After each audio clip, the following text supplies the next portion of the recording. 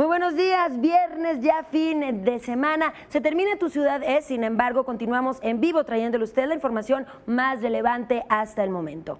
4,000 policías son los que vigilarán la marcha prevista para las 3 de la tarde de este viernes, que partirá del casco de Santo Tomás al Zócalo capitalino en conmemoración del halconazo de 1971.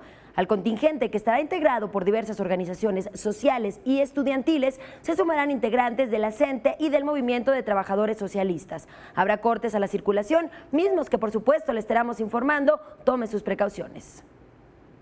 Ante la temporada de lluvias, autoridades capitalinas exhortan a la población a no tirar basura en las calles para evitar accidentes e inundaciones, así como seguir las recomendaciones de Protección Civil. El sistema de aguas tiene ubicados 130 puntos de posibles inundaciones, especialmente en bajo puentes. Este sábado en el Zócalo capitalino, Marc Anthony, Rubén Blades y Carlos Vives ofrecerán un concierto completamente gratis. Autoridades de Protección Civil recomendaron, en caso de acudir al evento, llegar con anticipación, vestir ropa cómoda y no portar objetos valiosos, mochilas u objetos punzocortantes para evitar incidentes.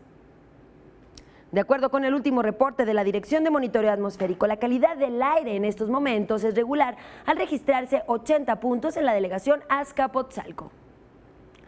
El dólar se vende este viernes en 18 pesos con 70 centavos, esto en las casas de cambio que se ubican en el Aeropuerto Internacional de la Ciudad de México.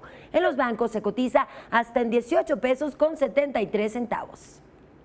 En información internacional, autoridades de Alberta, Canadá, informaron que hoy podrán reiniciarse los vuelos comerciales en el aeropuerto de Fort McMurray. En tanto, más de 40,000 personas han vuelto a sus hogares.